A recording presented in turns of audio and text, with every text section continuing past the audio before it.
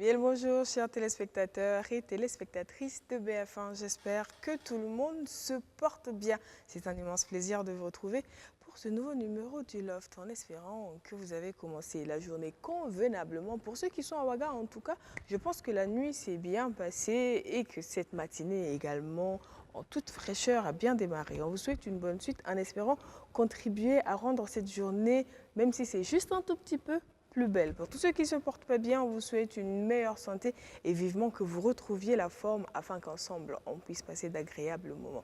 Aujourd'hui, on reçoit les invités, on s'intéresse à un thème, mais en première partie d'émission, nous avons une invitée et non des moindres. Sa présence illumine ce plateau. On avait juste l'impression qu'on n'avait pas d'éclairage jusqu'à ce qu'elle arrive. Elle a un talent immense. Elle a choisi de mettre sa voix au service de la louange du Seigneur. Mais au-delà de tout cela, elle s'engage dans le social parce qu'elle sait ce que c'est que de vivre avec la drépanocytose. Donc, elle s'engage pour combattre la drépanocytose et contribuer à diminuer un tant soit peu la souffrance de tous les enfants qui sont nés drépanocytaires.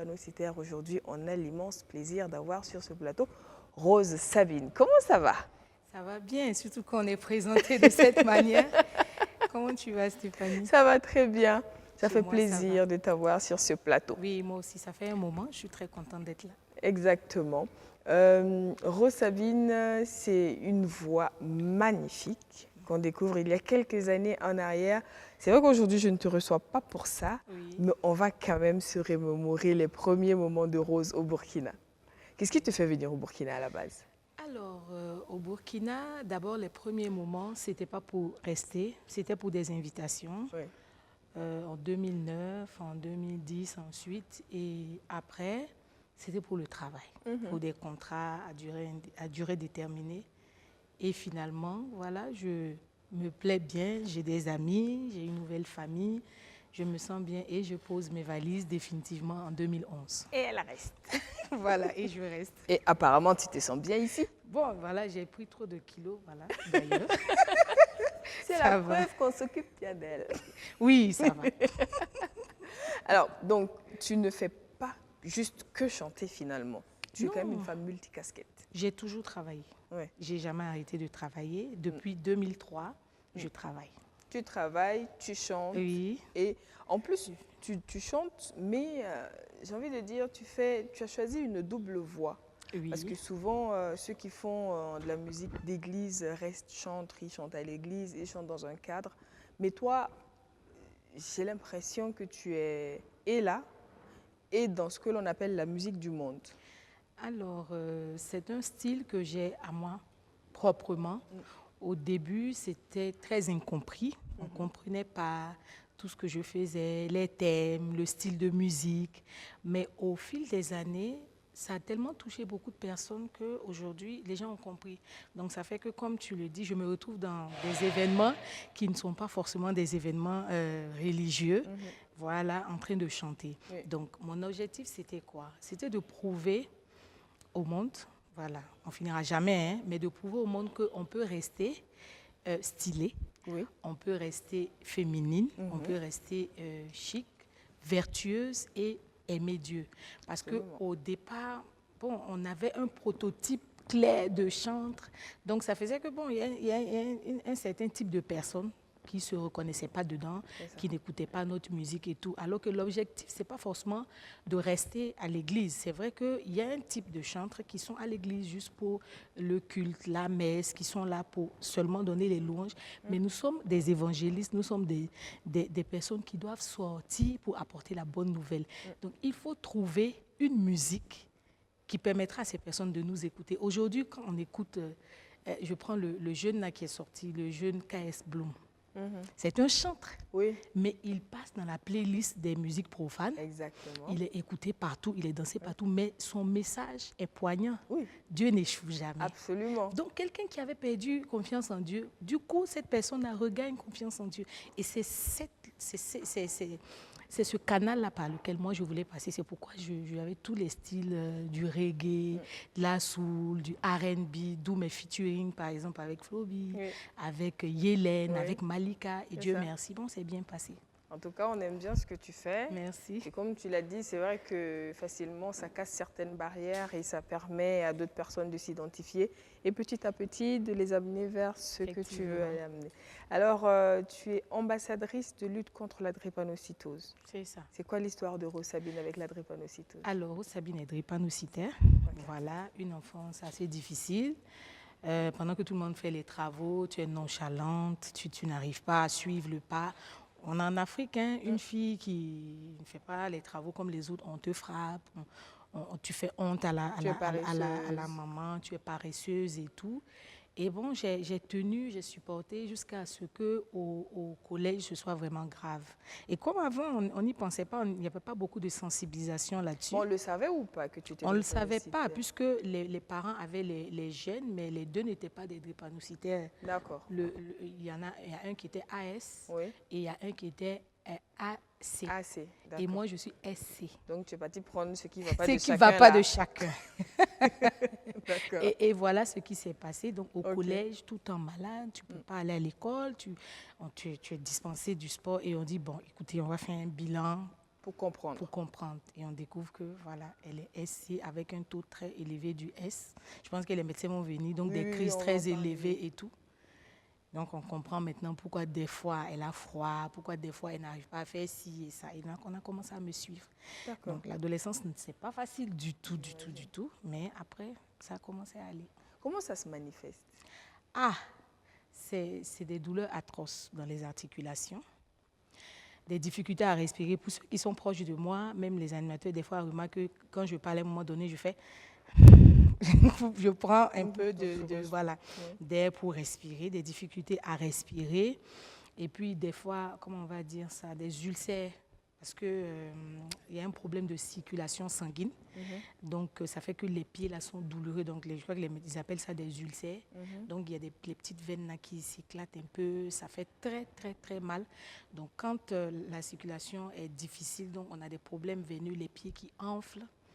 Des fois, et ça occasionne toutes sortes de maladies. Donc, si on ne veille pas sur sa santé, dès qu'il y a une crise, les maladies opportunistes, on peut prendre facilement, les drépanocytaires prennent facilement une infection dans les toilettes publiques. Les infections, c'est grave. Quand tu as une infection, ça déclenche tout le système. Donc, les articulations vont en pâtir, les muscles vont en pâtir, le système respiratoire va en pâtir.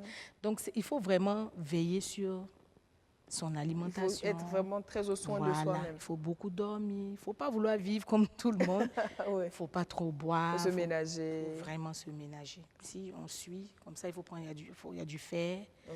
Moi, à un moment donné, j'ai fait beaucoup de séances d'oxygène, mais maintenant, ça va. Pas trop de séances d'oxygène.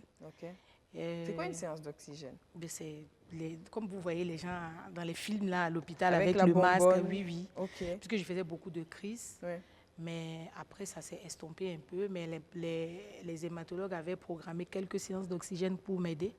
Mais là, maintenant, ça va avec un peu de sport. Parce que tu ne dois pas tout faire à l'excès. Il faut faire vraiment tout un peu.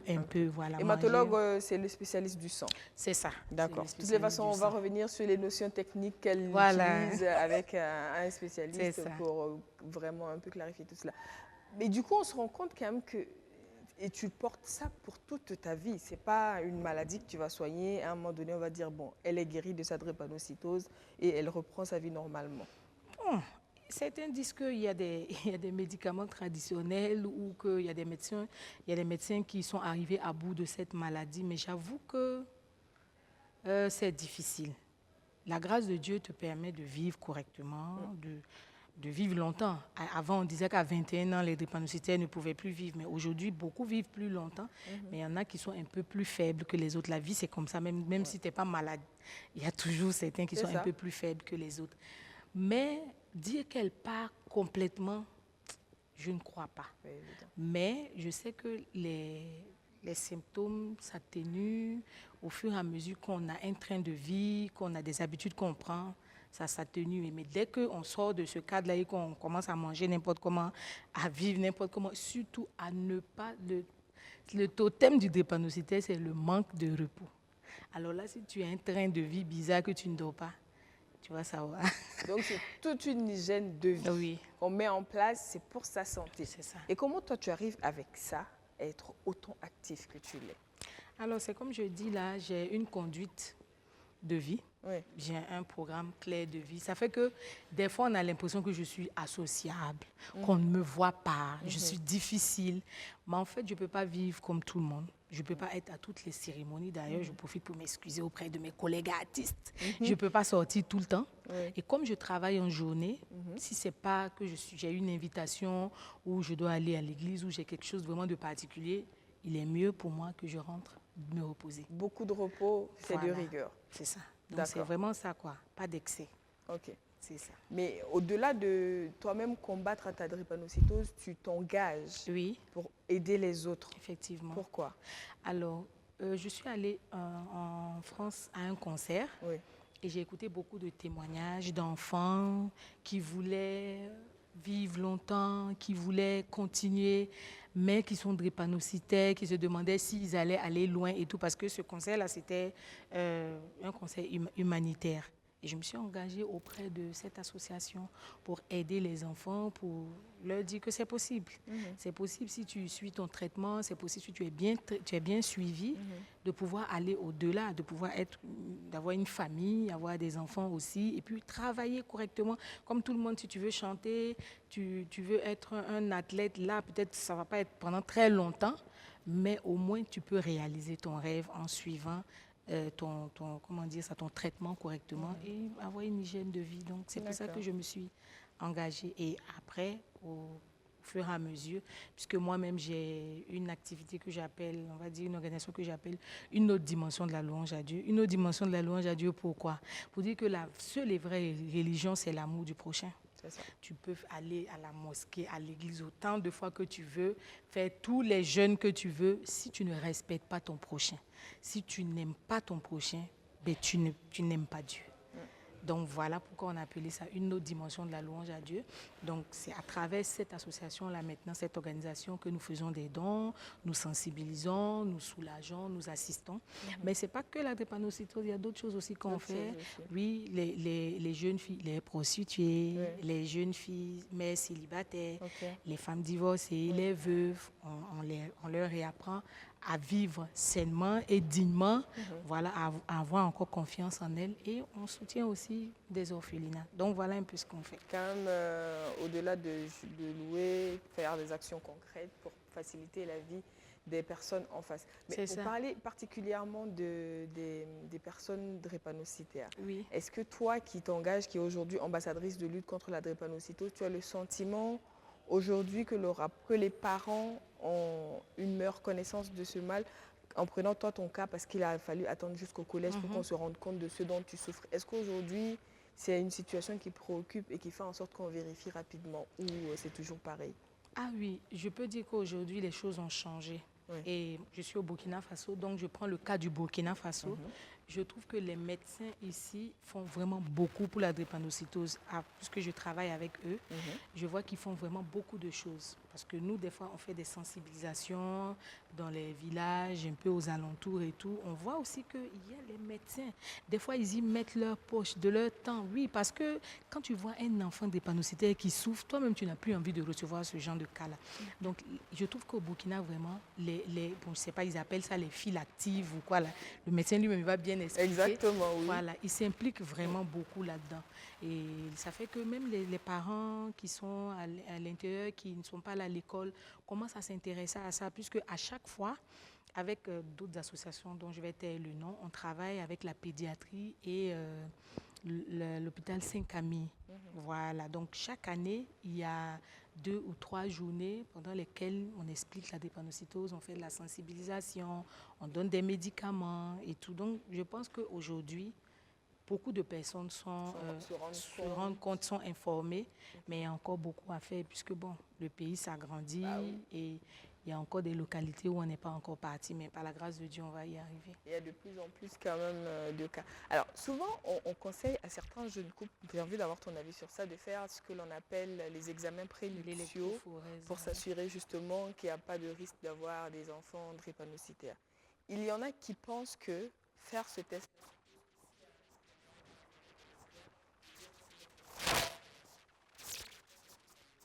C'est ce que ça veut dire, c'est clair. Pourquoi? Aujourd'hui, les gens aiment bien mettre tout sur Dieu. Moi, je suis servante de Dieu, mais attends, si on devait mettre tout sur Dieu, Dieu, il a créé l'école, il a créé les médecins, il a créé tout ça pour que chacun fasse son travail. Pour que chacun fasse son travail. Ah, ok, d'accord.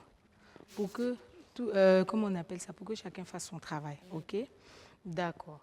Maintenant, si toi, tu ne veux pas écouter ce que le médecin dit, tu te maries et tu fais un enfant qui est malade, tu vas passer des veillées à l'église alors qu'on t'a déjà prévenu.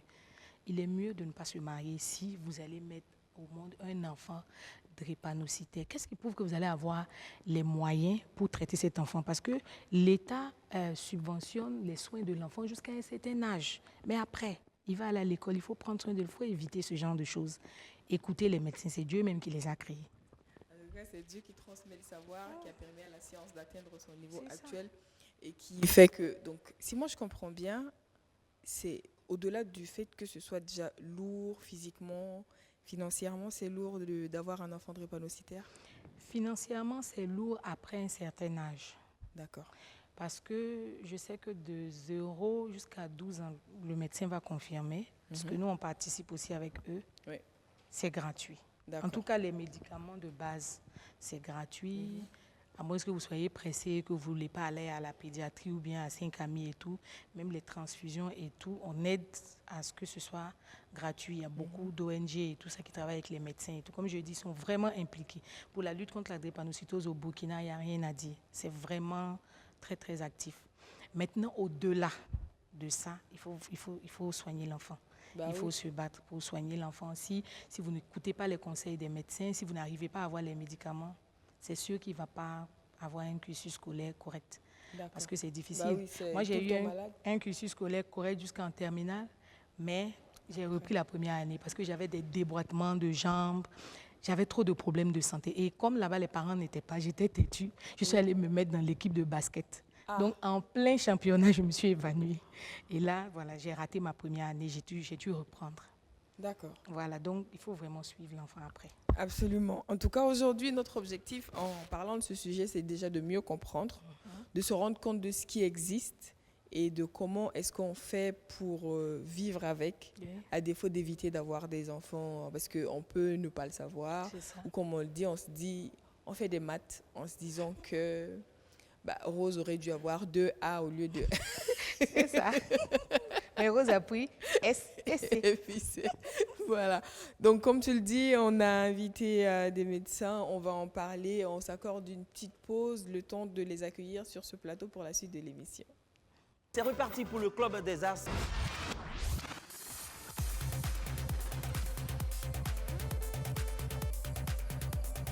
Nommée la capitale de l'Uruguay. Montevideo.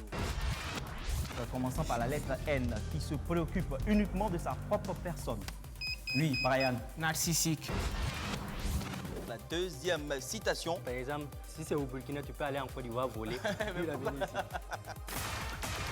Bienvenue au jeu Le Club des As. Je vous sais très fidèle à cette émission. La Constiche, commençant par la lettre D, forme de gouvernement dans laquelle la souveraineté appartient au peuple. Oui, Freddy. Démocratie. Comment? La démocratie. La démocratie, et c'est vous qui prenez les points. Le sport.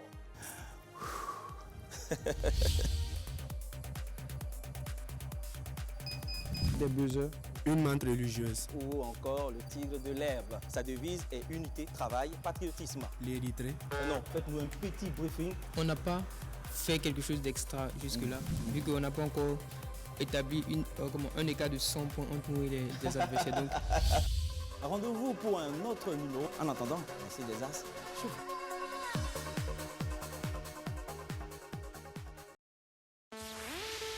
Mot de 3 lettres se termine par la lettre O. Parc protégé où sont gardés en captivité des animaux sauvages ou d'espèces rares exposées à la visite du public. Oui, Brice. Zoo. Il s'agit bien sûr du zoo et c'est vous qui prenez les points. Vous êtes en âge débordant de connaissances et vous voulez mesurer vos talents à ceux des autres? Les sciences, les maths, l'histoire, la géographie, l'identification. Première image.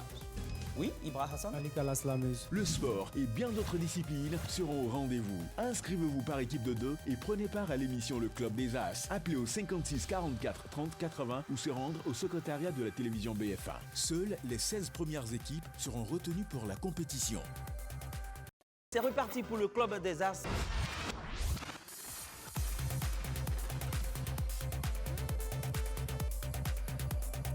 nommée la capitale de l'Uruguay? Montevideo. Commençons par la lettre N, qui se préoccupe uniquement de sa propre personne. Oui, Brian. Narcissique. La deuxième citation. Par exemple, si c'est au Burkina, tu peux aller en Côte d'Ivoire voler. Puis la venir ici. Bienvenue au jeu Le Club des As. Je vous sais très fidèle à cette émission. L'acrostiche, commençons par la lettre D, forme de gouvernement dans laquelle la souveraineté appartient au peuple. Oui, Freddy. Démocratie. Comment? La démocratie. La démocratie, et c'est vous qui prenez les points. Le sport.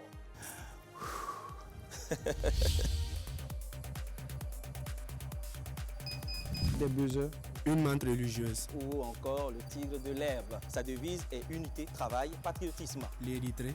Non, faites-nous un petit briefing. On n'a pas fait quelque chose d'extra jusque-là, vu qu'on n'a pas encore établi un écart de 100 points entre nous et les adversaires. Donc, Rendez-vous pour un autre numéro. En attendant, merci des As.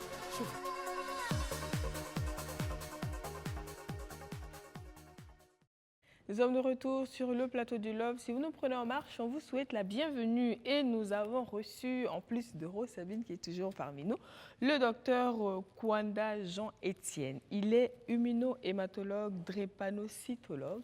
Il est chargé de la prise en charge des thérapies transfusionnelles. C'est bien cela? Exactement. Bonjour docteur. Bonjour Stéphane. Comment vous allez? Je vais super bien. Et vous? Ça va très bien. Alors, on est homonyme pour ceux qui ne le savent pas. Parce que Étienne et Stéphane, donc par ricochet Stéphanie, c'est le même prénom. Donc je peux dire qu'aujourd'hui, j'ai mon homonyme sur ce plateau. Donc aujourd'hui... Et je ne sais pas si vous avez le plaisir de connaître Rose Sabine juste à côté de vous. Avec plaisir. Bonjour Rose. Donc peut-être que dans la suite de vos actions, vous serez peut-être amené à collaborer, sait-on jamais.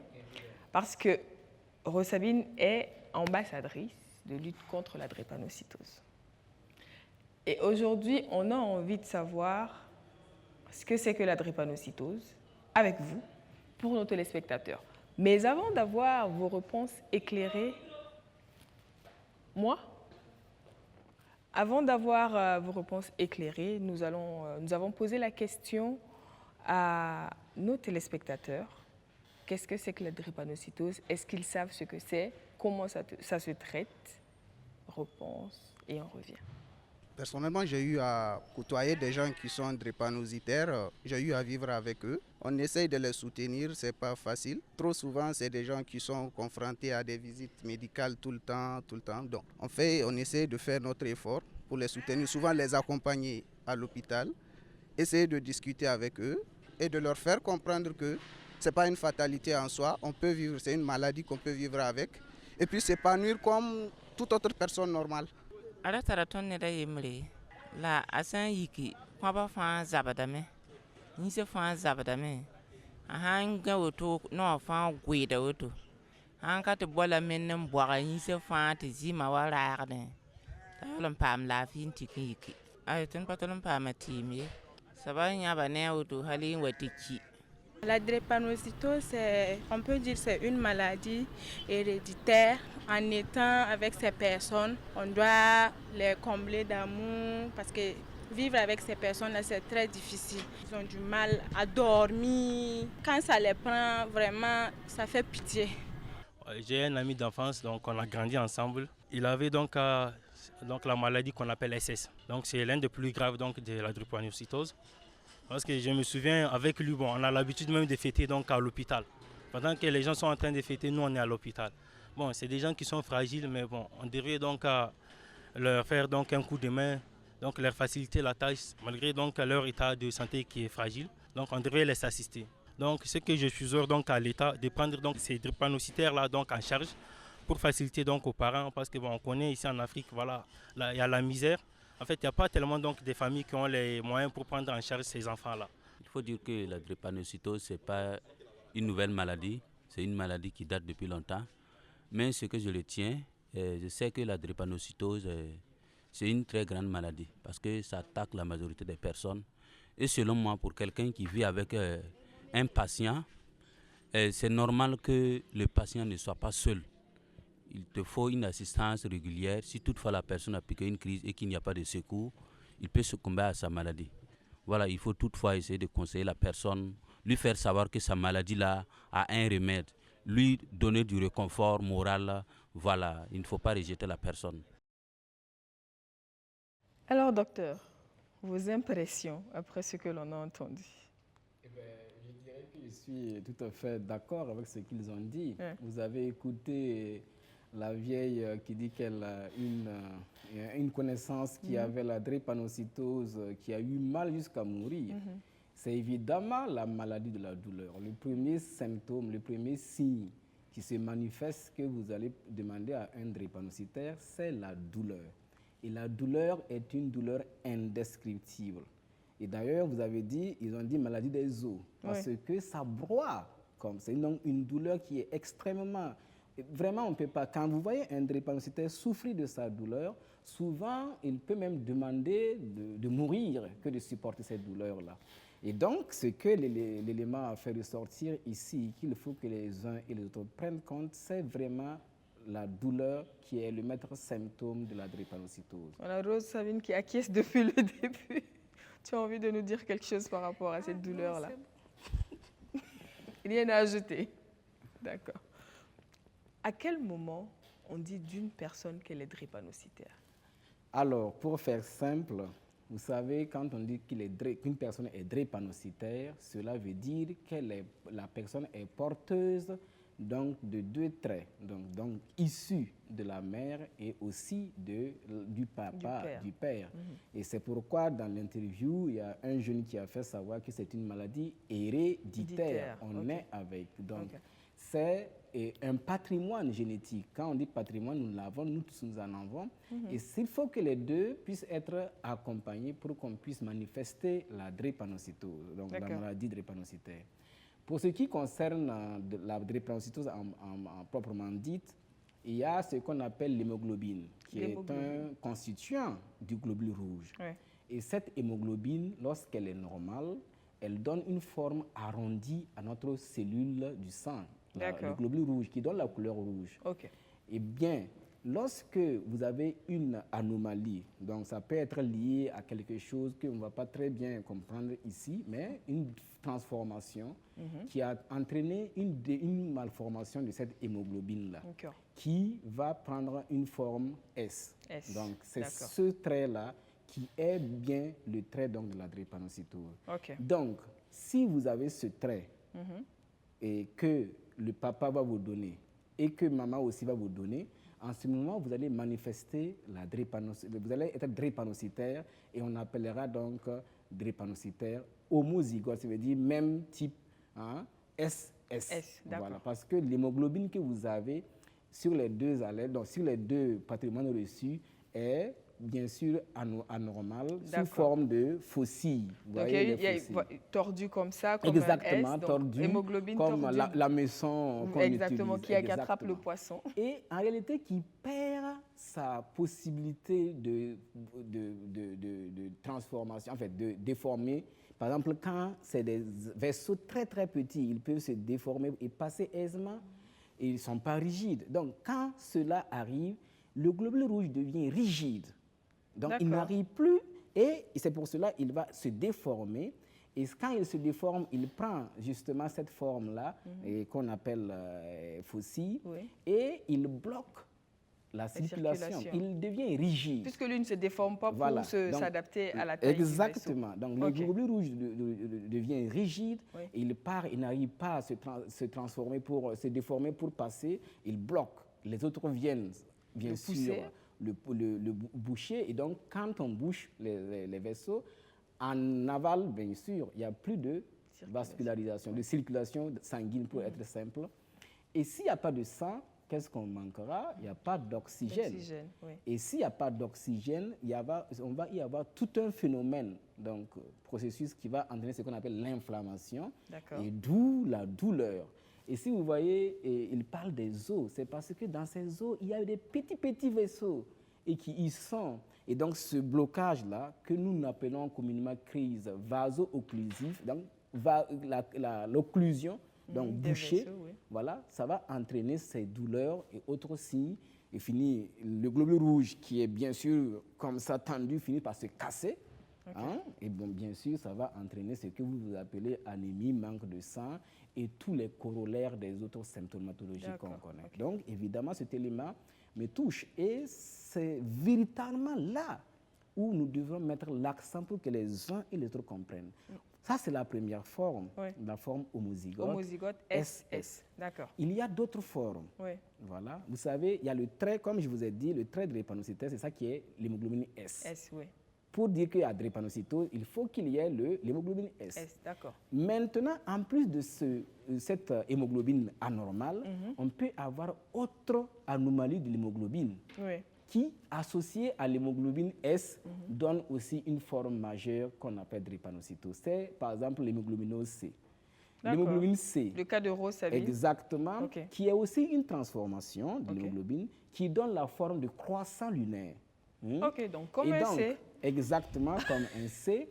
Et quand, par exemple, maman a un S, papa a un C, si maman donne le S, papa donne le C, l'enfant va avoir les deux anomalies qui, associées, donnera la forme SC, qui est un syndrome drépanocytaire majeur aussi qu'on appelle, bien sûr, drépanocytaire, donc hétérozygote, parce qu'il y a deux différences, voilà, et qui donnera une symptomatologie de drépanocytose. Mais ils ne vont pas manifester de la même façon les signes, que ce soit SS ou SC. Chacun a une évolution par rapport aux complications, par rapport à la prise en charge. Il y a aussi d'autres choses qu'on ne comprend pas beaucoup dans le terme courant, que je vais expliquer aisément. C'est ce qu'on appelle aussi autre anomalie de l'hémoglobine. C'est ce qu'on appelle les thalassémies. Donc, c'est des constitutions de... Il faut bien alléger le français, là, docteur, pour qu'on puisse comprendre. Donc, parce que c'est la matière qui contient l'hémoglobine. Il y a par exemple 4 matières, par exemple. Une peut en faire défaut ou 2 peuvent en faire défaut. Et s'il y a ces défauts-là, c'est des anomalies de l'hémoglobine aussi, qui, associées donc à l'hémoglobine S, va entraîner des manifestations donc de drépanocytose. Donc, c'est aussi ce qu'on appelle les S-thalassémiques. Donc, ça s'appelle bêta thalassémique, bêta plus, bêta 0. C'est très compliqué. Donc, ce sont ceux-là qui sont des drépanocytaires majeurs, ce qu'on appelle le syndrome de drépanocytaire majeur. Il y a autres variations, autres variants, qu'on ne va pas trop aller en profondeur. Voilà, grosso modo, ceux-là qui sont les drépanocytaires et connus et pris de tel pour qu'ils soient vraiment pris en charge. Maintenant, il faut que je dise, pour que ça soit vraiment clair pour nous tous, ceux-là qui ont l'hémoglobine normale, associés à l'hémoglobine S, ils ne sont pas des drépanocytaires. C'est des porteurs de traits drépanocytaires. Mais ils ne sont pas drépanocytaires. Voilà, d'accord. Donc, c'est dire que si on prend le cas des parents de Rose Sabine, ils ne sont pas drépanocytaires. Mais Rose, elle l'est parce qu'elle a récupéré le S d'une part et le C d'autre part. Exactement. Est-ce que... C'est vrai que ça, c'est la génétique qui décide. Mais est-ce qu'il y a un moyen de s'assurer que ce ne soit pas une combinaison comme ça?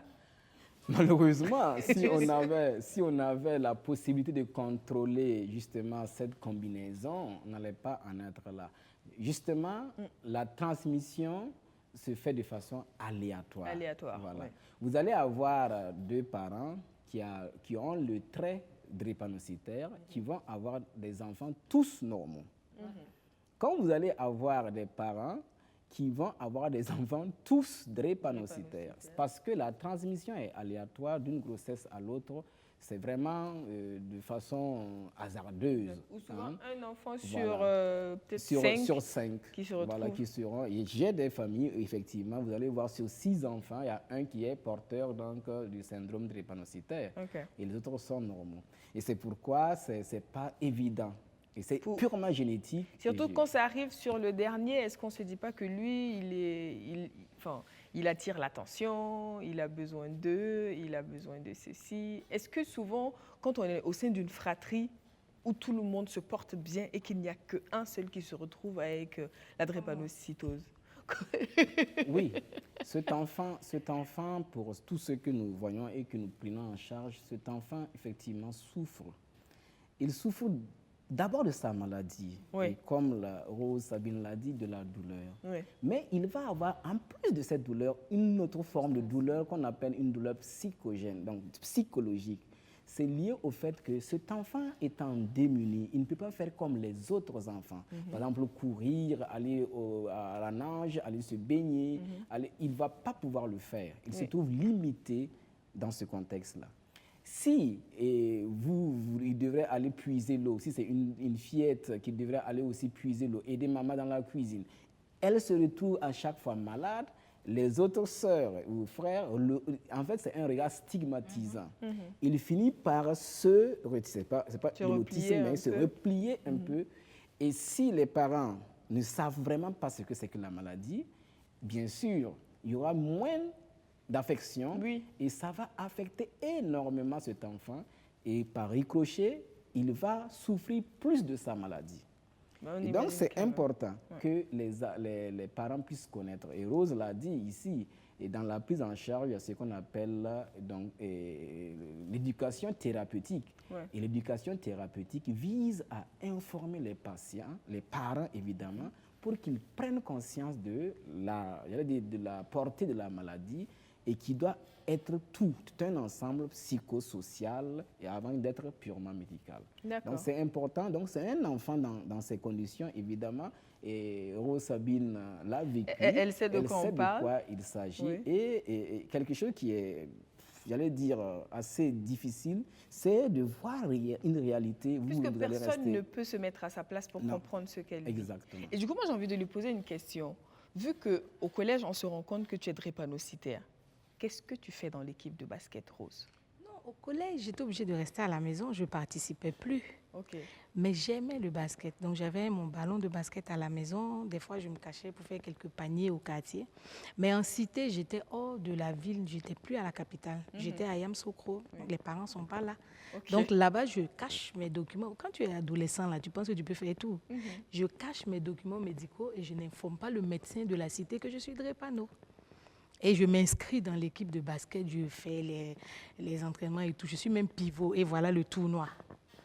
Pendant le tournoi, je force à un moment donné, je vois que ça ne va pas, mais je force. Et puis, je m'évanouis. Quand je me réveille, je suis au CHR avec mon grand frère qui s'occupait de moi en face. Je me suis dit, aujourd'hui, là, je suis morte.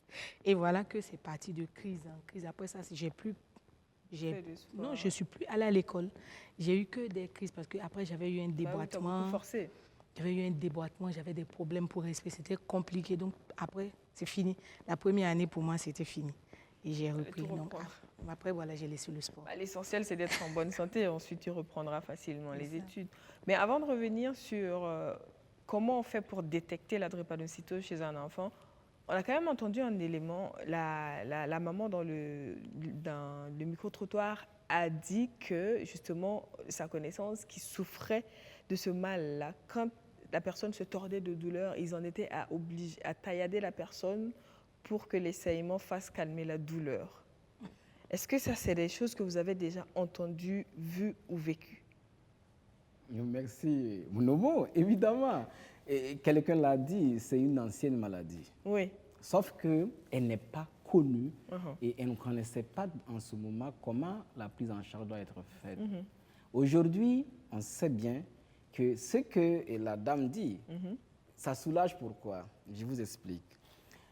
Et le cas de Rose Sabine, puisqu'elle l'a dit, c'est SC, ils ont tendance à faire ce qu'on appelle une hyperviscosité. Ça veut dire que le sang devient de plus en plus lourd.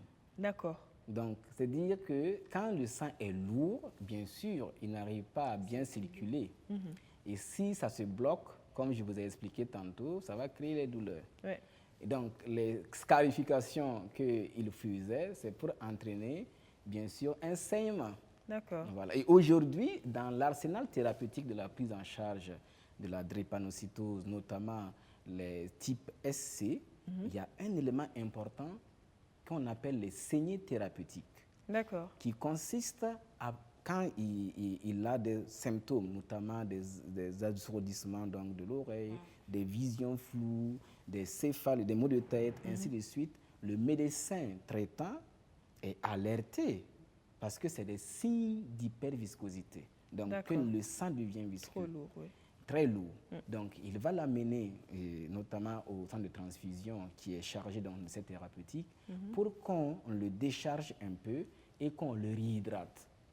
Et la conséquence, le sang devient fluide et le monsieur ou la dame va vaquer normalement à ses occupations. Donc concrètement, ça veut dire quoi? Quand on lui fait une prise de sang, voilà, et on remplace par du... Absolument, des liquides on refait une transfusion. Non, on ne refait pas une transfusion, on lui donne des solutés à boire. Ah, d'accord. Ça peut être par voie veineuse ou par voie orale. Ok. C'est vraiment ça. Donc, vous voyez que même c'est le même procédé. Maintenant, dans notre contexte, c'est ce qu'il ne faut pas faire chez ces enfants. Pourquoi il ne faut pas faire des scarifications chez ces enfants? C'est un gros risque qui va entraîner l'enfant à la mort. Parce que ces enfants sont d'abord, ont une porte ouverte à toutes les infections possibles. Quand on est enfant, déjà, ce n'est pas simple. En plus, quand on est drépanocytaire, on ouvre la porte à l'ensemble des infections. Et donc, si vous scarifiez cet enfant, c'est quoi? Vous ouvrez des portes d'entrée. Pour des bactéries. Et donc, une infection et qui ne va pas supporter, et après, c'est le décès. Donc, voilà ce que je vais dire, c'est à ne pas faire. D'accord. Et c'est pour cela qu'il faut éduquer et sensibiliser les parents pour que ces anciennes pratiques puissent être, bien sûr, délaissées et en faveur donc d'une prise en charge assez moderne. D'accord. Et justement, comment on détecte la drépanocytose? Tantôt avec Rose, on parlait d'électrophorèse. Est-ce que c'est le seul examen qui permet de savoir si on est drépanocytaire ou pas? Disons, dans le contexte actuel, il y a ce qu'on appelle les tests rapides qui permettent donc de détecter si tu es SC, SS, ainsi de suite. Et ces tests-là permettent d'aller faire des dépistages en masse dans les zones reculées. Par exemple, dans les CSPS de TOIC, dans les CSPS je ne sais où, il faut qu'on disponibilise des tests rapides. Ça permet d'avoir un dépistage en masse et d'avoir à prendre en charge ces cas dès les bas âges. En plus de ce qu'on a comme test rapide, l'élément important dont Rose Sabine en a parlé, c'est l'électrophorèse de l'hémoglobine. C'est vraiment l'examen clé. D'autres examens existent, mais très techniques, qu'on ne va pas rentrer dans les détails. Mais aujourd'hui, quand vous prenez donc des structures comme les CHR, les CMA et les CHU, ils doivent être à même de disponibiliser cet examen pour tous.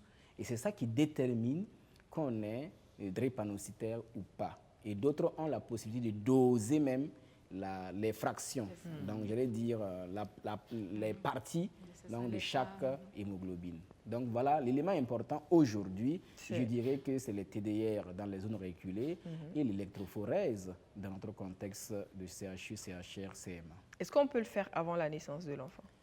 Oui, on peut faire un diagnostic anténatal. Avant la naissance, pendant la grossesse, mais ce n'est pas disponible actuellement dans notre contexte. C'est compliqué. Bon, c'est des problèmes génétiques, je ne vais pas rentrer dans le détail. Ce que nous pouvons faire aujourd'hui au Burkina Faso, c'est le diagnostic précoce néonatal. C'est-à-dire diagnostiquer l'enfant après la naissance. Voilà, de la naissance le plus tôt possible. Ça permet de commencer la prise en charge. Et Rose l'a dit, quand on diagnostique précocement, vous n'allez pas avoir la même évolution de la maladie. Puisque diagnostiqué précocement, l'enfant sera mis dans un circuit de prise en charge et elle en a parlé par rapport à 5 amis. Et l'enfant va être suivi et les parents vont être éduqués et sensibilisés. Et j'avoue que quand c'est comme ça, l'enfant va avoir un développement psychologique, physique normal, aller à des études et devenir vraiment un cadre de ce pays. Ça se fait aisément. Et donc, dans ces contextes-là, il faut qu'on y arrive à diagnostiquer plus rapidement donc, le diagnostic précoce néonatal qui se fait actuellement. Maintenant, il faut arriver à vulgariser cela pour que ça soit presque obligatoire partout. On a des maternités partout. Ça ne coûte pas grand-chose. Ça ne coûte pas grand-chose. Et ça permet de diagnostiquer rapidement. Ceux qui sont drépanocytaires, on les enrôle rapidement dans un circuit de prise en charge et vous verrez que la donne changera dans si peu de temps. D'accord. Moi, j'ai envie de savoir, Rose, tu fais quand même un peu de sensibilisation dans tes actions pour lutter contre la drépanocytose. Oui, effectivement. C'est ce que j'ai signalé depuis. On le fait avec l'aide des médecins. On travaille avec la pédiatrie et puis l'hôpital Saint-Camille. D'accord. Maintenant, on va travailler avec docteur Étienne aussi. Pas de problème. Donc, docteur. Mais en fait, ce que moi je veux savoir, c'est justement quand vous vous adressez aux parents, des parents qui n'ont pas encore eu de cas de drépanocytose, est-ce qu'ils sont réceptifs? Oui, ça dépend. On peut pas. Bon, je prends une zone où on parle le moré, une autre où on parle le djoula, où on parle le fulfulde. Il y a des premières approches. On va rencontrer d'abord les responsables de la localité et tout, pour pouvoir toucher les parents. Donc, ils sont déjà préparés, donc ils écoutent. Okay. Et des fois, il y en a qui disent que, ah oui, j'ai un enfant un peu bizarre ici, qui fait ceci, qui fait cela. Donc, quand ils viennent faire les tests, voilà, on découvre. Mais c'est rare que, bon, les gens amènent les bébés et tout, comme il dit là. Vous savez qu'en Afrique, on dit qu'il ne faut pas sortir le bébé, il ne faut pas faire ci, il ne faut pas faire ça. C'est rare, mais généralement, les enfants, à partir d'1 an, 2 ans, ils envoient les enfants pour faire le test. Et là, même, on découvre qu'il y a des mamans qui ont la drépanocytose, qui sont soit SC, pas, elle est SS, donc elle est un peu marginalisée, on trouve qu'elle est paresseuse. Donc, souvent, si elle était la première épouse, on la pousse là-bas, on prend une autre épouse, de toute façon, on trouve que, bon, elle est trop fainéante et tout, voilà. Donc, quand même. Et justement, en parlant elle l'a dit tantôt, on ne fait pas sortir les enfants, on ne fait pas souvent le test parce qu'on ne sait pas, mais même quand on sait, comment on voit qu'un bébé fait une crise? Merci Stéphane. Je dirais, comme Rose Sabine l'a dit, notre problème c'est ça, c'est la maladie génétique la plus répandue dans le monde, la plus répandue au Burkina Faso, mais en même temps, elle est mal connue. On ne connaît pas très bien. Et nos parents, que ce soit dans nos villages reculés, on en parle très peu. Dans les établissements, on en parle très peu. Dans les écoles, on en parle très peu. C'est pour cela que des engagés comme Rose Sabine, nous en avons besoin pour informer le grand public, pour qu'ils sachent exactement qu'il y a là, ce qu'on appelle la drépanocytose, qu'ils sachent comment elle se transmet et comment prévenir. Et on ne va pas dans les détails en attendant. Donc, l'essentiel, c'est bien sûr là. Maintenant, et quand un enfant, même les parents peuvent savoir, comment on peut le savoir? Effectivement, à partir de 6 mois, l'enfant va présenter quelques manifestations au niveau donc, de son organisme. Il y a ce qu'on appelle les grossissements des mains et des pieds.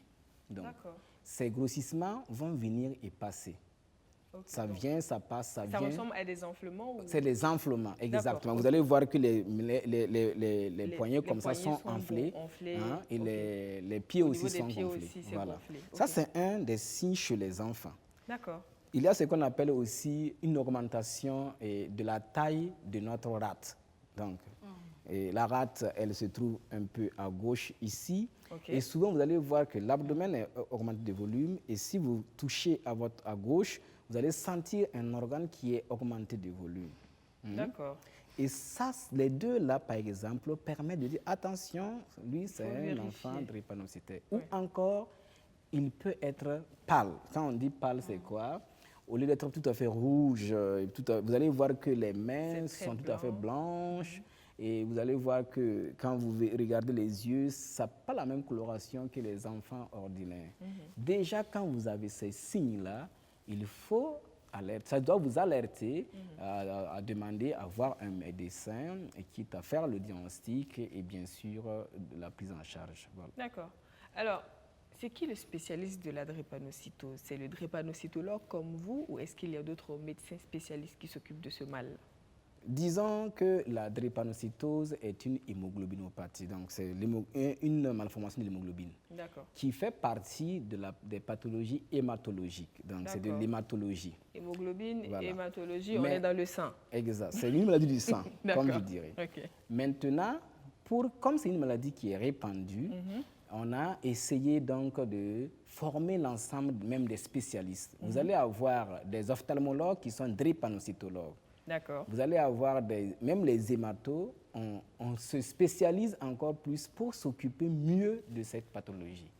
Vous allez voir des pédiatres qu'on va former pour qu'ils prennent en charge au mieux dans cette pathologie. Vous allez voir des généralistes qu'on forme pour qu'ils deviennent des drépanocytologues et prendre en charge donc les pathologies. Parce que ce n'est pas une maladie qu'on voit très bien en médecine générale et qui nous donne un arsenal, j'allais dire, des connaissances assez élargies pour la prise en charge. Donc c'est pourquoi il y a justement cet état de fait. Au Burkina, nous avons la chance, nous avons un réseau de référents qui ont tous fait ce qu'on appelle la spécialisation dans la prise en charge donc, de la drépanocytose. D'accord. Donc, c'est ça qui est l'avantage actuel. Et tout spécialiste, je vais dire, tout médecin, qui, même en dehors, même tout pharmacien, qui a la pleine volonté de se former en cette spécialité pour prendre en charge au mieux dans son domaine de prédilection, est bienvenu. D'accord, voilà. ok. Donc, si on est dans le système de santé et qu'on a envie de se former pour la prise en charge de la drépanocytose, on peut bénéficier d'une formation. Exactement. Et où est-ce qu'on fait ça? Actuellement, il faut le dire, il y a eu beaucoup de vagues. C'est à Paris qu'on le faisait. D'accord. L'Afrique a bénéficié d'une formation aussi à Bamako, où on formait l'ensemble des étudiants venus donc, de beaucoup de pays d'Afrique. Il y a actuellement, ils doivent encore repartir à Paris pour la formation qui ne dure pas assez longtemps, mais qui est extrêmement importante. Donc voilà, il y a des ouvertures qui sont faites pour ça et que les médecins peuvent postuler pour y aller et se faire former. Mais l'élément essentiel, c'est qu'on ait la volonté de venir vraiment prendre en charge les patients. Mais des ambassadeurs comme Rose, est-ce que ils peuvent bénéficier d'une formation justement pour être un peu plus percutants sur le terrain? Absolument. Vous savez, la formation est un élément incontournable lorsque vous voulez réussir tout ce qu'on met en place. Rose Sabine, en tant qu'ambassadrice, par exemple, est ce qu'on appelle l'éducation thérapeutique. Tout médecin n'aura pas le temps pour s'occuper donc des patients et s'occuper évidemment des parents et la population. Et l'éducation thérapeutique, par exemple, est un volet qu'une ambassadrice peut tout à fait explorer. Ça consiste à regrouper les patients, les parents et peut-être une communauté donnée pour leur donner la sensibilisation la plus efficace possible. Même la manière de sensibiliser, on l'a dit, c'est une maladie génétique qui a des répercussions sociales. Rose Sabine l'a dit, et il y a eu des gens qui ont une femme, ça ne va pas parce qu'elle est drépanocytaire, on l'enlève, on l'écarte, on trouve une deuxième. Donc, c'est dit qu'il y a des impacts quand même sociaux, donc qu'il faut en tenir compte. Et la formation permet d'avoir une vision assez complète et large qui permet donc d'appréhender, de saisir donc ces différents éléments pour être mieux, j'allais dire pour être efficace et efficient sur le terrain. Ça va avoir un impact pour la lutte contre la drépanocytose. D'accord. Est-ce que D'accord, donc c'est noté. Je voulais te demander si tu as déjà eu à faire une formation de genre. Non, pas une formation de ce genre. Assister à des présentations de médecins, à la pédiatrie et puis à l'extérieur aussi. Mais une formation en tant que telle, un peu plus approfondie comme celle-là, non, et ça m'intéresse vraiment. D'accord. C'est bon à savoir, c'est noté. Donc, on prendra attache avec Dr Kwanda pour avoir la formation de Rose et pourquoi pas pour tous ceux et toutes celles qui aimeraient bien. Parce que, comme vous l'avez dit, hein, en tant que médecin, vous ne pouvez pas être tout le temps sur le terrain aussi pour faire cette sensibilisation-là. On nous a souvent dit, et ça, moi, j'ai envie de vérifier, et si d'aventure, il s'avère que c'est vrai, de comprendre que la drépanocytose est spécifiquement noire. Oui et non. D'accord. Oui, parce que l'origine, il faut le dire, c'est vraiment au niveau donc, de notre zone sahélo-sahélienne, donc de cette ceinture. C'est la même chose que le paludisme. D'accord. Voilà. Mais on pouvait le dire que c'est spécifiquement noir parce qu'il a des raisons anthropologiques, donc très anciennes. Et l'élément l'a dit, que c'est une ancienne maladie. Oui. Mais avec le mouvement de population, vous avez vu, Stéphane se retrouve au Canada et elle va se marier. Et puis, bon, ce mouvement de population fait qu'aujourd'hui, même dans les pays, j'allais dire, très, très développés, évidemment, il y a des cas de drépanocytose. Et c'est pourquoi la question de la drépanocytose est maintenant prise en charge, j'allais dire, préoccupée par l'OMS. Auparavant, c'était pas préoccupé. La dernière déclaration de l'OMS pour la drépanocytose ne date pas à longtemps, hein, pour vous dire vrai. Donc, partout, moi, j'ai été dans une école de formation dans un pays européen dont la prise en charge donc, de la drépanocytose est très codifiée. Et aujourd'hui, quand vous prenez la France, la Haute Autorité de Santé s'y intéresse énormément. Parce que ce soit à Paris ou dans les zones environnantes, il y a des cas de drépanocytose. Et là-bas, le diagnostic précoce, c'est comme une obligation. Dès qu'on diagnostique, pour pouvoir déceler les cas et les prendre en charge. Donc, ce n'est plus aujourd'hui une maladie du noir, mais c'est une préoccupation, un problème de santé publique mondiale. Et qu'aujourd'hui au Burkina, nous devrons et nous devrions en faire une priorité de santé publique. D'accord. Si vous prenez sur 100 personnes au Burkina, au minimum 20 à 30 personnes là ont le trait drépanocytaire, ce que vous avez l'hémoglobine. Okay. Et parmi, quand vous prenez encore, il y a 2 qui vont souffrir de syndrome drépanocytaire majeur, qui seront drépanocytaires. C'est quand même énorme. Prenez 2% sur 21 millions d'habitants, vous verrez l'impact réel. De la population, en plus de ça, Rose Sabine l'a dit dans son élément, c'est très budgétivore. Prendre en charge un patient drépanocytaire dans notre contexte n'est pas rien. Et il a dit que souvent des médecins même mettent la main dans la poche. Parce que jusqu'à présent, ce n'est pas encore très, très bien organisé. On a des associations, actuellement on a peut-être 3 associations. Il y a le CID, il y a l'Hémondrépa, il y a la chaîne de solidarité. Chacun dans son coin essaie donc de faire quelque chose au profit des malades. Mais ce n'est pas suffisant. On en a beaucoup de malades. Et c'est pourquoi il faut que nous tous nous faisons de telle sorte qu'il y ait tous ces efforts-là puissent être canalisés pour qu'il y ait un impact réel sociétal. C'est ça qui est très bien. Et je pense qu'avec une ambassadrice à la trame de Rose Sabine, qui viendra nous accompagner au groupe d'intervention en hématologie et nous aidera dans la sensibilisation parce que nous allons nous focaliser plus sur la formation, le développement donc, de la prise en charge, l'amélioration de la prise en charge donc, des pathologies, notamment la drépanocytose. D'accord, ok. Alors, vous l'avez dit, hein, il y a quand même quelque chose qui est prévu au Burkina par rapport à la prise en charge. C'est quoi qui est prévu? Disons, de façon officielle, il y a une direction qui s'occupe de ce qu'on appelle les maladies non transmissibles, et dont fait partie la drépanocytose. Et on a eu à un moment donné ce qu'on appelle le guide de prise en charge national qui a été vulgarisé.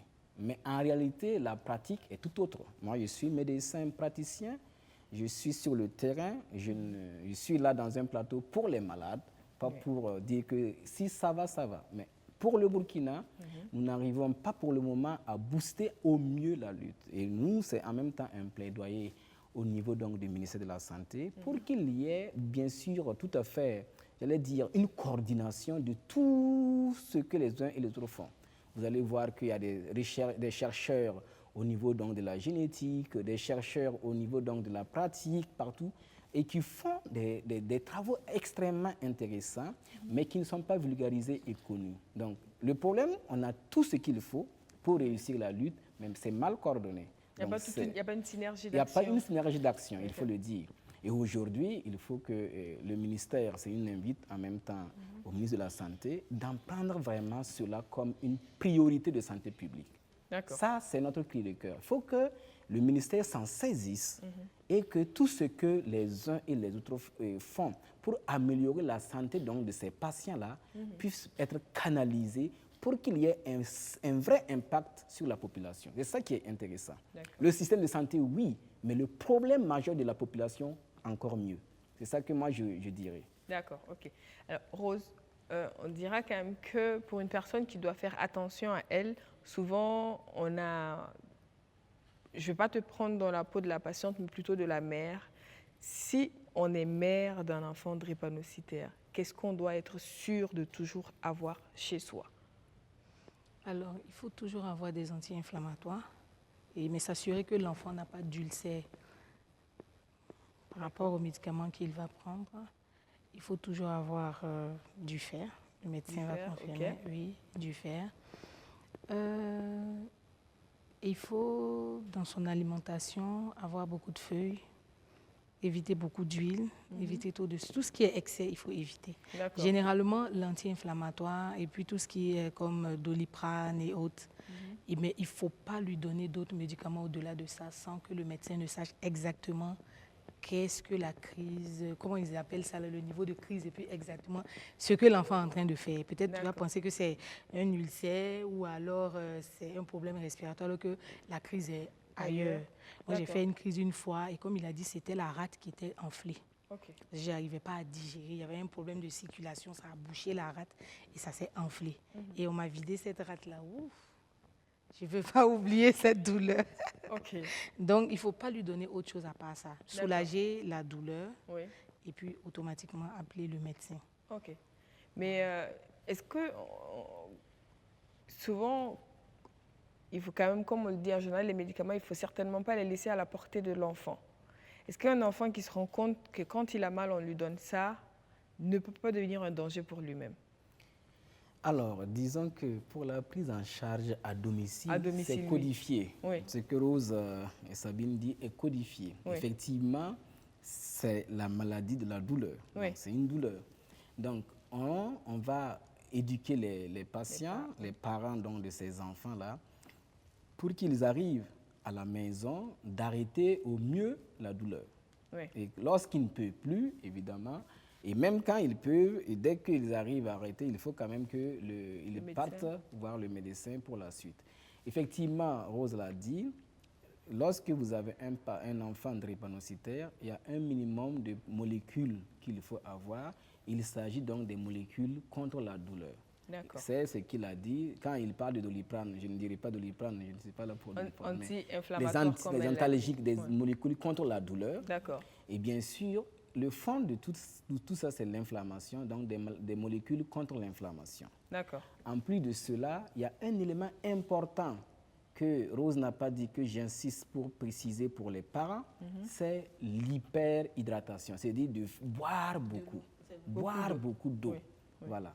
En plus de cela, elle a dit quelque chose que j'aimerais rationaliser pour qu'on puisse, puisque c'est pour les patients, on ne doit pas prendre du fer. Et je pense qu'elle parle de fer, ce n'est pas de fer, c'est ce qu'on appelle l'acide folique. Voilà. C'est cette molécule-là qui est autorisée pour ces patients. L'acide folique a cette possibilité de renforcer, bien sûr, les globules rouges pour que ça ne se casse pas, de pouvoir être assez mieux qu'auparavant. Mais le fer, pour le drépanocytaire, je le dis tant pour les patients, pour les parents de malades et même pour les professionnels parce que ce n'est pas connu, ce n'est pas tout le monde qui sait. Un drépanocytaire n'a pas besoin de fer. Au contraire, puisque c'est quoi? Je vous ai dit que le globule rouge est rigide, souvent il finit par s'éclater, il libère du fer. Et ce fer, il se recycle dans notre organisme. Donc, lui apporter, vous allez engouffrer et c'est aussi une complication grave. C'est-à-dire trop de fer dans l'organisme est grave, dangereux et mort. Donc, il ne faut pas qu'il prenne du fer. D'accord. Mais quand même, du coup, ça m'amène à poser cette question. Une femme drépanocytaire enceinte, est-ce qu'elle a un traitement particulier? Puisque, en général, on leur donne un complément de fer. Merci. Et pour le cas de la femme enceinte, j'aurais aimé que j'ai mes amis gynécologues et drépanocytologues. Ici, il faut reconnaître qu'actuellement, nous avons la chance, avec les cuvées de formation, nous avons actuellement au minimum 3 à 4 gynécologues qui ont été formés et qui sont drépanocytologues. Et actuellement, la prise en charge est optimale, il faut le dire et il faut le saluer. Effectivement, pour la femme enceinte, ce n'est pas d'emblée. Okay. Naturellement, la femme enceinte, on le met sous fer de façon naturelle parce que pendant la grossesse, il y a beaucoup plus d'appels d'eau, et donc il y a comme une dilution en fait. Donc le globule rouge se sent diminuer à chaque fois et la pousse. Donc il faut lui apporter du fer pour augmenter encore plus la fabrication donc, de ces globules rouges-là. Donc le gynécologue drépanocytologue va effectivement doser le fer et c'est en fonction de cet examen-là qu'il va décider de mettre la patiente enceinte drépanocytaire sous fer ou pas. Mais de façon globale, il est beaucoup plus suivi qu'une patiente en grossesse normalement. Voilà. Donc, ce n'est pas d'emblée. Par contre, les autres cas, c'est de façon empirique, je l'ai dit. D'accord, condamne. Alors, moi, j'ai quand même envie de revenir sur la famille pour poser cette question à Rose. Une famille qui a 1, 2, voire 3 enfants drépanocytaires, au-delà du côté budgétivore, comment ça peut se répercuter sur la vie de la famille? Ah, là, je crois qu'il faut que les parents soient très attentifs et il faut que les parents aient du temps. Les parents ne peuvent plus avoir une vie normale comme tout autre parent, pouvoir sortir tous les soirs ou, je ne sais pas, voyager longtemps. Il faut vraiment s'organiser autour de ces enfants-là parce qu'à n'importe quel moment, une crise peut survenir, à n'importe quel moment, on peut avoir un souci et tout parce que c'est des enfants sur lesquels il faut veiller surtout la nuit. Parce qu'il y a des enfants qui vont chauffer la nuit ou qui vont avoir des douleurs. Il y a des enfants qui sont très, très introvertis, qui ne parlent pas. Donc l'enfant, il est dans sa chambre, il ne se plaint pas, il ne dit rien. Le matin, vous vous réveillez avec une très grosse crise, avec un souci très grave. Donc ces enfants sur lesquels il faut veiller, il faut passer la nuit, il faut passer voir, voilà, si ça va, tout va bien, et puis dormir et tout. Mais il ne faut pas rester là et puis carrément les oublier, rentrer tard. Non, il faut vraiment avoir du temps pour ces enfants-là. D'accord, beaucoup de temps, tout organisé autour des enfants, parce qu'ils ont besoin d'une attention particulière. J'imagine également que le régime alimentaire de la famille correspond à ce que les enfants, aux besoins des enfants. Oui, parce que tantôt tu as parlé de beaucoup de feuilles. Oui, des feuilles. Et puis bon, il y a beaucoup de choses. Il faut éviter beaucoup d'huile. Parce que moi, dans mon régime, moi, j'aime pas l'huile déjà même. Donc peut-être parce que depuis que je suis petite, il faut éviter beaucoup d'huile, beaucoup de sucre. Il y a beaucoup d'aliments qu'il ne faut pas leur donner. Parce qu'il faut éviter d'empêcher la digestion. Voilà, je pense un truc comme ça. Parce que moi, quand j'ai fait la crise, le médecin avait dit que j'avais mangé trop, quoi. J'avais pas digéré. Voilà. Donc, tout ce qui m'empêche de digérer, là, j'évite, en fait. Être très à l'écoute de son corps. Voilà. D'accord. Autre chose à ajouter, docteur? Oui, ben, écoutez, c'est beaucoup plus, comme elle a dit, hein, pour les enfants, pour une maman qui a, par exemple, son enfant drépanocytaire, je pense que c'est une grande souffrance. J'ai eu la chance, à chaque fois, de recevoir donc, des mamans dont leur enfant est drépanocytaire. J'avoue que si vous êtes là, vous-même, vous risquez de laisser des larmes. Parce que finalement, elle-même, elle ne supporte pas. C'est très difficile pour une mère de voir, par exemple, souffrir énormément son enfant et qu'elle est impuissante face à cette douleur. Et ça fait que beaucoup de mamans, quand elles viennent, elles vous racontent, souvent, nous-mêmes, on sort de notre caractère de médecin. C'est pas simple. Hein. Et donc, pour ces mamans, c'est une souffrance. Et comme Rose l'a dit, il faut une surveillance plus accrue que les autres enfants. La nuit, si l'enfant, il faut surveiller l'enfant dans tout ce qu'il fait comme effort, il ne faut pas qu'il court beaucoup, il ne faut pas qu'il soit aussi couché. D'accord. Vous voyez? Et l'alimentation et la boisson dont on a parlé tantôt jouent un rôle important. Quelqu'un qui mange tout de suite et qui, bien sûr, a beaucoup mangé et qui rentre systématiquement pour dormir, il n'y a pas de digestion. Et vous avez compris avec moi comment se manifeste la douleur. Et chez l'enfant, justement, cette douleur peut se situer partout, mais beaucoup plus abdominale. Donc ça peut avoir une crise abdominale. Et cette crise-là peut se mimer même un abdomen qui entraîne une intervention.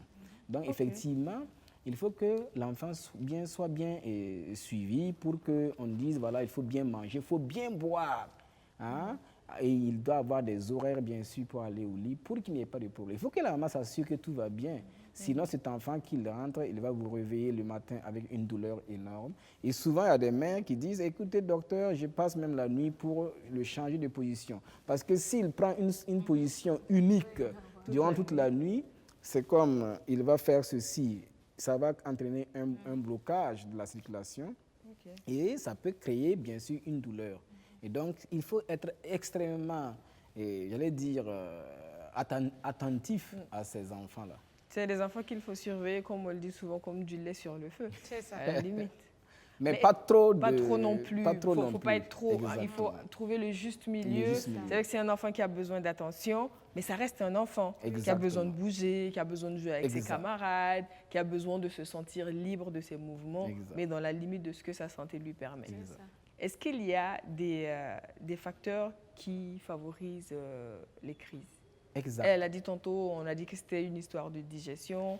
Est-ce que souvent la saison joue? Est-ce que la chaleur ou le froid? Est-ce qu'il y a des facteurs qui provoquent des crises? Merci, mon homo. Il faut que je plaide à ce que tu viennes nous aider dans la sensibilisation. Oui. C'est important. Oui, il y a des facteurs. Et c'est ça qu'il faut d'ailleurs jouer sur ces facteurs. Ce sont ce qu'on appelle des facteurs qui déclenchent donc des crises. Voyez, quelqu'un qui s'expose à des variations de température, donc que ce soit le froid ou le chaud, quand on quitte d'un milieu donné à un milieu d'autre avec une variation énorme, ça va créer, donc, c'est un facteur déclenchant. Donc, ce qui fait que pendant le froid, il faut que le patient drépanocytaire porte des habits assez lourds qui les protègent de ce froid. Parce que sinon, il y aura une réaction, il y aura une diminution donc, des vaisseaux, donc des calibres des vaisseaux pour répondre au milieu auquel ils sont. Et cette diminution peut entraîner, bien sûr, un blocage, pour ne pas dire une vaso-occlusion, donc un blocage, et créer donc la douleur.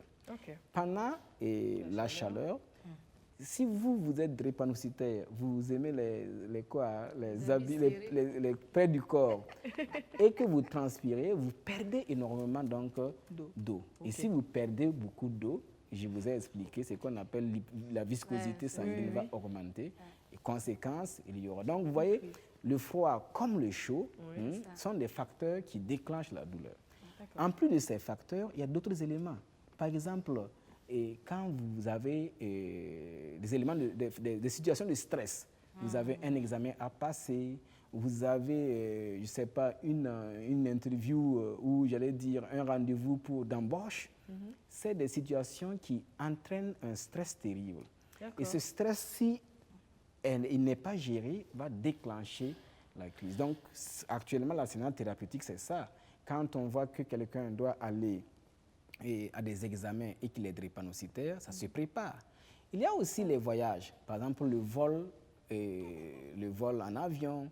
Tout ça, c'est des facteurs, c'est des situations qui déclenchent des crises. Mais tout est codifié de telle sorte que quand vous, par exemple, si un patient drépanocytaire doit voyager, il doit voir son médecin qui anticipe. Il y a des thérapeutiques pour ça, pour lui permettre de voyager sans problème. Si vous devrez aller, par exemple, à Bobo, 300 km et plus, pendant 5 heures, et vous adoptez une position donnée sans pour autant avoir le réflexe de bouger dans le cas, vous pouvez déclencher votre crise. Donc, voici autant de facteurs. Il y a beaucoup de facteurs et c'est justement ça qui est important. Il faut que chaque patient, et c'est là le rôle de l'éducation thérapeutique, doit savoir quels peuvent être ces facteurs, les identifier et pour pouvoir les éviter. Et ça permet de ne plus avoir dans des crises de façon répétée. Ça, c'est beaucoup de facteurs et dont j'ai cité quelques éléments. Bon à savoir. Il nous reste 5 minutes d'émission, vite fait. Donc, on va parler quand même du groupe d'intervention en hématologie professionnelle. Donc, est-ce que vous pouvez nous dire un mot sur? Alors, disons que le groupe d'intervention en hématologie est un groupe, une association à caractère scientifique qui se veut être professionnel. Donc, mais ouvert quand même à un certain nombre de personnes qui le veulent, qui s'occupent des pathologies hématologiques dont fait partie la drépanocytose. Il y a autre maladie, l'hémophilie par exemple, qui est une préoccupation aussi, les cancers du sang, lymphomes et autres. Ce groupe a un grand rôle parce qu'il doit intervenir dans le développement, dans l'amélioration de la prise en charge des pathologies hématologiques, donc des pathologies du sang. D'accord. Et ce groupe a un grand rôle. Aujourd'hui, je le dis par rapport à la drépanocytose, puisque c'est le sujet qui nous retient, a participé énormément en Afrique dans la formation des drépanocytologues que nous sommes, mais aussi dans le développement même donc, de la codification de la prise en charge, avec la réalisation, par exemple, d'un guide thérapeutique au niveau africain que le GIH a participé. Et cela est quand même un très bel apport et que nous osons croire que ça va se poursuivre. D'accord. Donc, et comment on fait pour devenir membre du groupe d'intervention? Alors, pour devenir membre, vous vous approchez simplement au groupe et vous lisez les statuts et les règlements. Et si ça vous convient, évidemment, on est très heureux d'avoir d'autres membres. Nous avons l'ambition donc de booster donc, la lutte contre la drépanocytose. Je vous le dis, pour nous, c'est une priorité de santé, un problème majeur de santé publique. Il faut que, même professionnels, il faut que nous nous engagions pour que cette maladie puisse reculer. Absolument. Et voilà, et nous devrons être là dans le sens même des discussions, des rencontres. Et elle a dit, on ne va pas avoir le temps pour parler donc des mariages, donc de la génétique, mais on est là pour donner vraiment un œil professionnel et cela, c'est vraiment pour les malades. D'accord, ok. Donc, comment on vous contacte? Alors, pour nous contacter, c'est simple. On a un groupe, on a une page Facebook. Il suffit de taper groupe d'intervention en hématologie. On a un siège qui se trouve aussi à l'université de Ouagadougou. Il y a le président qui est accessible, professeur Kafando.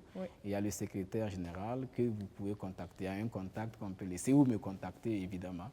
Et on pourra donc échanger. Donc, Rose Sabine et mon nom Stéphane, vous êtes les bienvenus. Il n'y a pas de souci, on est en route. Alors, pour finir avec notre sujet, Rose Sabine, si tu as un message à passer à ceux qui sont drépanocytaires, mais surtout aux parents des enfants. Ok, ce que j'aimerais dire aux parents, c'est beaucoup de courage. Beaucoup de courage et je prie que Dieu leur donne les moyens de pouvoir s'occuper des enfants. Il faut vraiment se rapprocher des institutions sanitaires comme le docteur Étienne l'a dit. Voilà, ils sont vraiment engagés. Il ne faut pas rester à la maison et faire de l'automédication. Ça peut faire du mal à l'enfant.